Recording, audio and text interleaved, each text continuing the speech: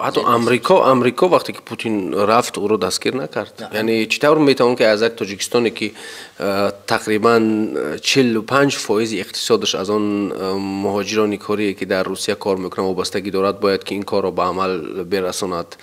اما موفقیتی طرفی ما هم نیست هست که ما اینها را همچنان در عرصه بین المللی با اندازه در انزوا قرار دادیم که تمام دروغ‌های اونها در کشورهای غربی علیه دیگر شناخته شد، گفته شد و اینها هر جایی میروند متاسفانه خوشبختانه با انتقادهای شدیدی حکومت‌های غربی روبرو میشوند. متاسفانه کشورهای غربی هم به همون سیاست‌های دوگانه‌ای که بعضی حالت‌ها دارن از دیکتاتورها دفاع میکنن اگر نه سفر اخیری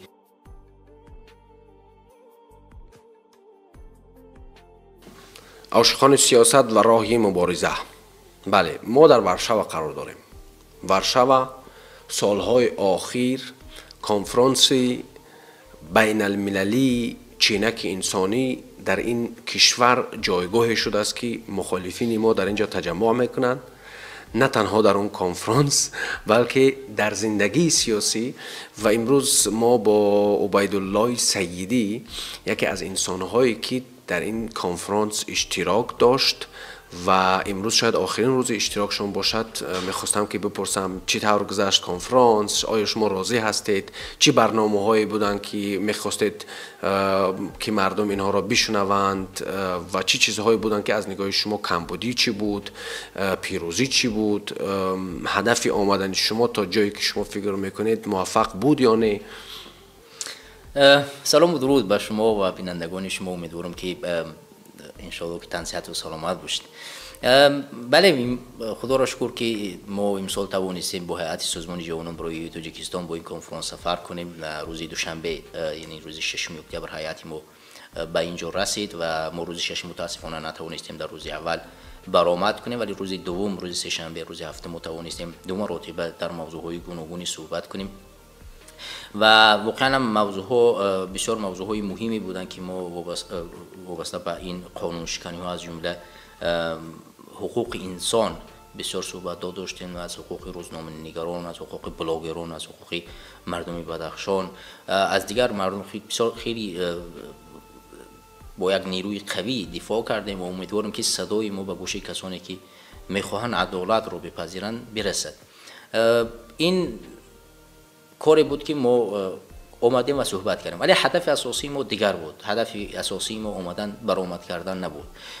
برآمد کردن جزئی از همون روندی است که همه ساله است. هدف اساسی ما این بود که ما بیم، چون سال اول است که سازمان جوانان برای تاجیکستان رسما در این کنفرانس از اسم خودش برآمد میکنه. ما سال گذشته آماده بودیم ولی سازمان در اون زمان زیر ساختار گروهی 24 بود و ما برآمد کردیم اگرچه، ولی امسال مستقیما بار اول است که ما همچون یک سازمان در این کنفرانس اشتراک میکنیم و من بسیار خوشحال هستم که توانستیم امسال با یک هیئت قوی بیاییم صحبت رانی کنیم و علاوه بر این از نام سازمان ملاقات کنیم با دیگر تشکیلات ها، سازمان ها، کشورها و این ملاقات ها بسیار مفید بودن برای ما که ما شناسایی کردیم. از جمله با یک تشکیلاتی،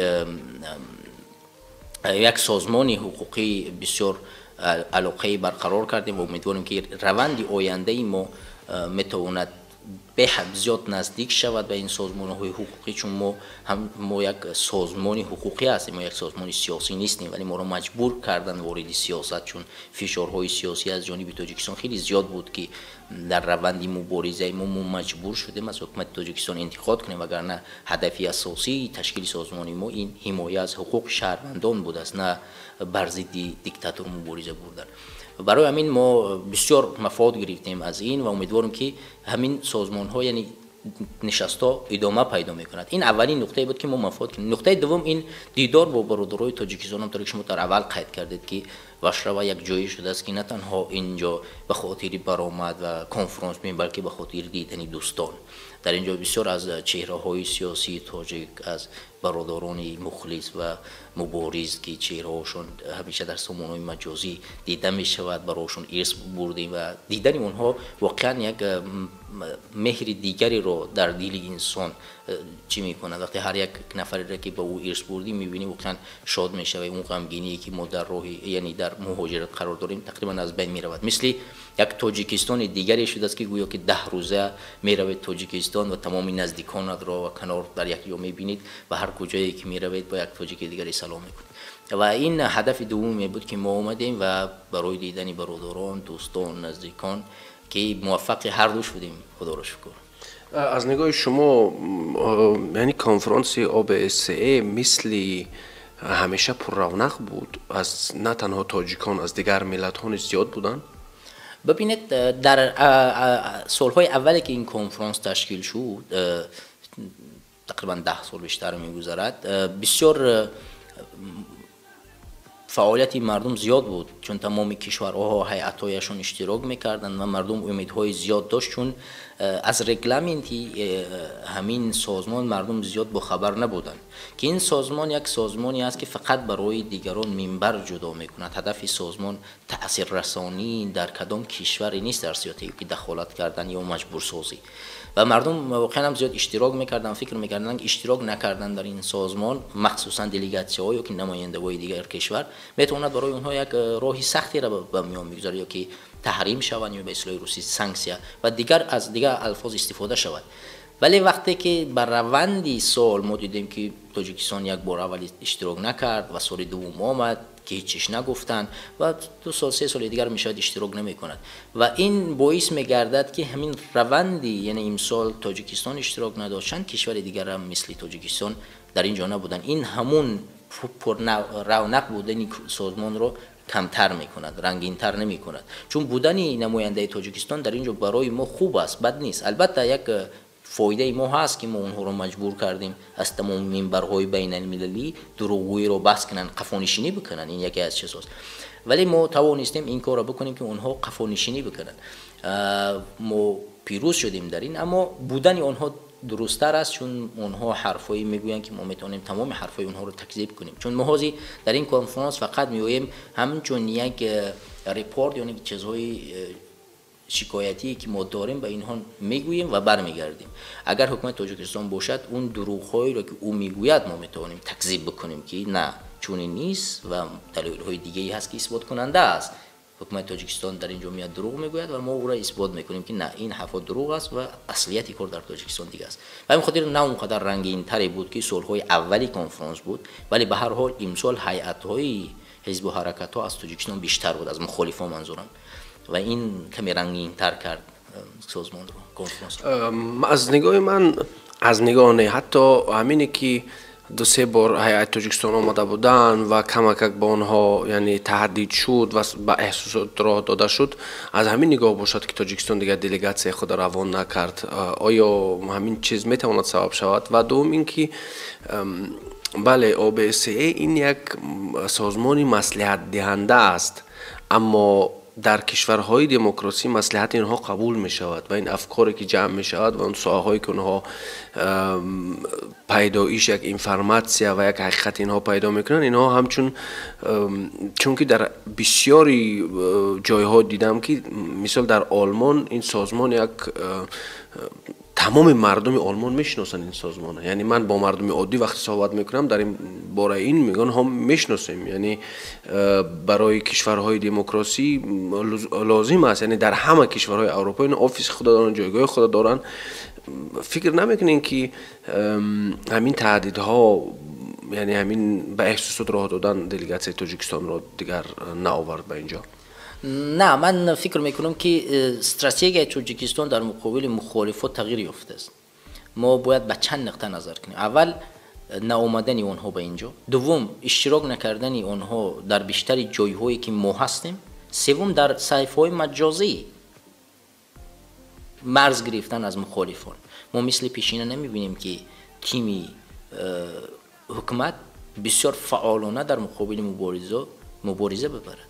این یک نقشه و استراتژی جدیدی حکومت است که میخواهد مخالفان را در انزوا، در تنهایی قرار بدهد که کسی نداشته باشند به اون مبارزه ببرند و این باعث میگرده که مخالف در برابر یکدیگر قرار میگیرد، چون کسی نمیآید طرف مقابل را که مبارزه ببرد. این در انزوا قرار دادن است. مثلا در رسانه‌های تاجیکستان هم در تلویزیون ها در مقابل مخالف چیزی نشر نمیکنند، چون در قبل این کارو میکردن. تمام ما را کی مشهور کرد در گذشته؟ حکومت خودش با وارد کردن طرفدارای خودش و چاپلوسای خودش در رسانه‌های ما، با اومدن اشتراک کردن در این سازمان‌ها، گفتن نسبت ما، این همش محبوبیت و شهرت می‌تید.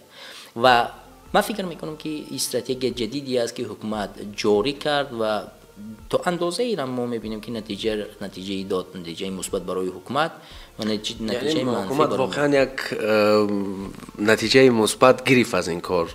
حکومت توانست که همون احساساتی که همچون یک مبارز آدم بخواهد مبارزه برد و در یک جا بگیم که فکر افکار خود بگوید، وقتی که چاپلوس ها این کارها رو بس کردن و اینکه مقابله حکومت در همه جا گوش من اینها رو کنار بگذارم، شاید که اینها با احساسات خود درگیر همدیگر شوند. اما از نگاه بنده این هیچ پیروزی بزرگی برای حکومت نه آورد. بله دقیقاً همون حکومت بود که بسیاری از اشخاص هایی که معروف نبودن معروف کرد، چون که با اون اشخاصی که همیشه کامنتری می نویسن و یا اینکه صحبت میکردن بر ضد مخالفین. آیا شما فکر نمیکنید که قوی هست در داخل حکومت تاجیکستان که با یک نگاه با یک شرایط کوشش دارد که همین مخالفین را بسازد، درست کند، یعنی که بگذار اینها از این احساسات جنگی ما بین همدیگر هم بگذارند تا اینکه آماده شوند برای حکومت را دست گرفتن؟ من فکر نمی کنم که در داخل حکومت یک گزینه دیگر بود. من فکر می‌کنم در داخل حکومت برعکس نیروهایی است که اونها میخوان حکومت را خود به دست بگیرن. برای اونها نه مخالف لازم است نه موافق، برای اونها فقط لازم است که این حکومت را کنار بزنن و خودشون برن. اونایی که ما را بسازن، من چون این یک حرکتی نمیبینم از داخل. اما من طوری گفتم در انزوا قرار دادن مخالفان از جانب حکومت این پیروزی کامل نیست، یعنی پیروزی اونی نیست که اینا توانستند کاملا، نه، این به این معناست که اینا تا اندازه موفق شدن، اما موفقیت طرفی ما هم نیست هست که ما اینها را همچنان در عرصه بین المللی با اندازه در انزوا قرار دادیم که تمام دروغ‌های اونها در کشورهای غربی علیه دیگر شناخته شد، گفته شد و اینها هر جایی میروند متاسفانه خوشبختانه با انتقادهای شدیدی حکومت‌های غربی روبرو میشوند.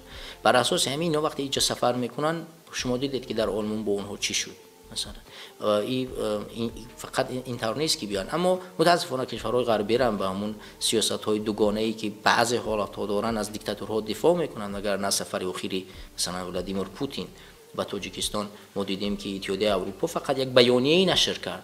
با نشر کردن یک بیانیه دیگرگونی به تاجیکستان نمیآید. باید مثلا یک تحریم جدید، یک تحریم سخت نسبت حکومت میکردن که این دوباره مثلا آبی خود را بلند کردن نمیتوانست. وقتی حکومتی کوچکی مثل تاجیکستان میتواند ضد قانون‌های بین المللی برود و کسی او را جزا نمی‌دهد، دیگر چی میتوانیم ما انتظار داشت که دیگرگونی به میان میاد؟ برای همین من فکر میکنم که دولت‌های غربی متاسفانه اونقدر نیروی قوی در مقابل حکومت امالی رحمانوف یا که از توانمندی خود استفاده نمیکنن و این باعث گشته که رحمانوف از همه چیزا استفاده کند. ولی به هر حالت این کمودی ما مخالفان هم هست که تا امروز نتوانستیم خانه بسازیم که بیایید وقتش رسیده است که تحریم ها علیه رحمانوف جاری کنیم. من فکر میکنم به این زینه هاش هم میرسیم. آیا شما فکر نمیکنید که تاجیکستان از اون سطحی که بود حاضر قوی تر در سیاست جهانی گیوپولیتیک بازی دارد و چرا که از نگاه شما تاجیکستان نباید این شرایط را استفاده برد که تمامی گوشهای همه این سیاستمدارها و اخبارهای عامه دنیا یعنی تسلی دارند در این که نگاه کنند کجا میرود، پوتین چیکار میکند؟ همین میتواند هم سببی نشان دادن تاجیکستان مثل دیگر کشورهای کوچکی هستند که مثلا در سیاست جهانی در گیوپولیتیک جایگاهی و بازی خود دارند. تاجیکستان هم همون یعنی از این تارماری که در دنیا هست، از این سیاست هایی که در داخل وجود دارد و مشکل تر بود پیشتر تاجیکستان را شناس کردن و حاضر مثلا تمام دنیا هر کجایی که پوتین سفر کند برای در همه جا نوشته می شود، این سبب شود که مثلا تاجیکستان بیشتر شناخته شود. نه، به این طریق قطعی تاجیکستان شناخته نمی شود. ببین وقتی که یک انسانی که در دادگاه بین المللی جرم دارد و او رو باید دستگیر کرده شود، این به معنی اون است که تو قراردادی همون چی بین المللی رو استفاده نمیکنه. بر اساس همین این نشاندادی ها نیست، نشاندادی ضعف است. چون یک حکومتی خرد نباید چون این یک اشتباه را بکنه، چون بر اثر این از دیدگاه جغرافیایی ضرر وارد کرده می شود. مثلا هنوز شما ببینید که دولت‌های غربی میتوانند مثل که اوکراین را به طرف خود کشیدن و در اینجا جنگ صورت گرفت، این گونه در تاجیکستان یک نقشه دیگر بکشند که تاجیکستان این اشتباه کرد، باید حکومت سرنگون شود و تغییر جغرافیا، یعنی از اون طرف به این طرف، عاقبتش خونریزی بزرگی خواهد بود. ما سوریه را دیدیم که خواست تغییر جغرافیا به چگونه خونریزی تبدیل یافت. افغانستان 3 مراتبه می شود. بر اساس چی؟ بر اساس تغییر جغرافیایی.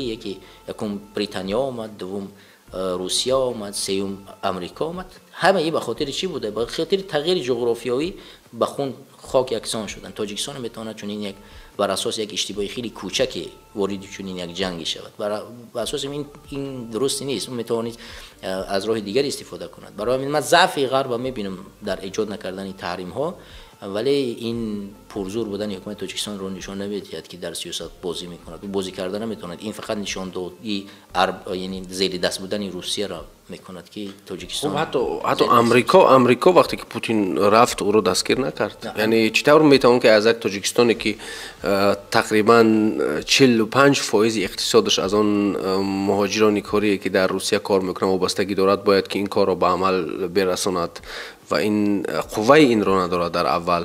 از طرف دوم شما فکر نمیکنید که همین یعنی اروپا هم کمک هراس دارد از امریکا در حال حاضر و روسیه و چین و ایران اینها با قطبی دیگر شدن، یعنی جهان دارد به یک 3 قطبی تقسیم میشد. نه آنها میخواستند 2 قطبه باشد، اما در حال حاضر اروپا نیز در سیاست جهانی فعال شده است و کوشش دارد که جایگاه خود دوباره به دست بیارد، چون اینکه اینها بازنده بودند در دوام جنگ سرد و میخواهند که جایگاه خود را دوباره بگیرند.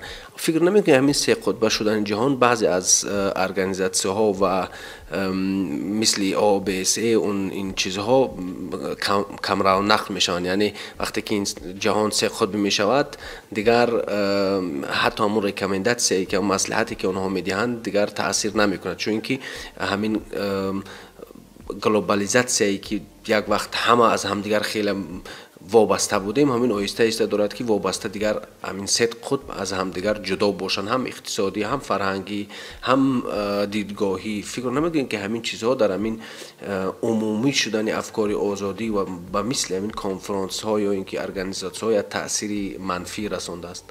نه، من فکر نمیکنم. ببین جغرافیا همونطوری که از تقریبا 100 سال پیش نقشه کشیده شده بود، همون نقشه کشیده و اون نقشه پیش میره. ما اروپا رو میبینیم که همه روزه هر چیزی که امریکا میخواد اون کار اجرا میکنه. هیچ عملی دقیقی نمیبینیم که اروپا میخواد استقلال کامل خود رو به دست بیارد. همون گونه که زیر دست بود همون گونه زیر دست هست. البته در اثر فشارهای مردمی در مسئله غزه ما توانستیم که مردم بود که حکومت ها را مجبور ساخت تا اینی که حکومت ها بتوانند یک کارهای کوچکی را انجام بدهند، تا اینی که اون سیاست دوگانه‌ای که مردمشون بیشتر فشار بالاشون آوردن آشکارتر نشود. چون اینا از حزب‌ها، از اون چیزی که شهرت خود را از دست میتن میترسن حزب‌های سیاسی که در حاکمیت هستند، چون کاملا از بین میروند. بر اساس همین اینا فقط در ظاهر این کارو کردن تا اون شهرتی قدرت خود از دست ندهند. بر اساس این بوده، وگرنه ما تمامی همون ساختارهایی که قبلا کار میکردن تغییرات جدی نمیبینیم. ولی امریکا میتواند یک حکومت مثلا روسیه رو، رئیس جمهورش رو قبول کنه، یک دولت ابوالقدرت است چون تصمیم گیرنده کل و یکی از اعضای شورای امنیت است. ولی تاجیکستان که کشوری خرد است، کشورهای خرد حقی چنین اشتباه را ندارند، چون در چنین یک اشتباهات در جنگ دولت‌های ابوالقدرت میتونی باعث آن بگردی که تو را بخورن، سرکوب کنن. بر اساس همین تاجیکستان حقی چنین اشتباه ندارد. من همونطوری گفتم در بار اول، اینجا نشان دادی طرفی یعنی یک طرف گرفتن است. یعنی خودت نشان میدی که من امروز کاملا با تمام وجود زیر دست روسیه هستم و هر چیزی که از این طرف میگوین من با این طرف عمل میکنم. در اینجا اتحادیه اروپا و امریکا میتواند کاملا حق پیدا کند که تمام تعریف‌هایی را که و تاجیکستان امروز از کمک میکند قطع بکرده. مثلا بانک جهانی میلیون ها دلار تاجیکستان قرض میدهد، میتواند این رو قطع بکند. سیاست اقتصادی تاجیکستان کاملا به زمین میزند و چندین ساحه پزشکی و ساحه تکنولوژی و این چیزها را که کاملا قطع بکند، تاجیکستان وضعیتش در بدترین شرایط. این معنی اون نداره فقط از روسیه وابستگی داره اقتصاد تاجیکستان، از دیگه ساحه‌اش از اروپا و از آمریکا خیلی نیازمند است و سخت وابستگی هم دارد. و همین خاطر اینا میتوانند از چندین جهت تاجیکستان رو فشار بیارن، ولی متاسفانه اون سیاست دوگانه باعث میگردد که هر کس به کار خودش و برای منفعتش کار کنه. خب تشکر زیاد برادر عبیدالله سعیدی. خیلی خوشحال شدیم که در اینجا اشتراک داشتیم، با همدیگر ملاقات داشتیم و امیدوار هستیم که این اشتراک ها و این جلسات باعث آن شوند که ما بیشتر بیاموزیم، هر قدر داناتر، هر قدر خوبتر، هر قدر جاهلتر، هر قدر بدتر. درود به همه شما. تشکر زیاد برادر عزیز. زنده و سلامت باشین. تشکر به شما. همچنان. خدا نگهدار. خدا نگهدار.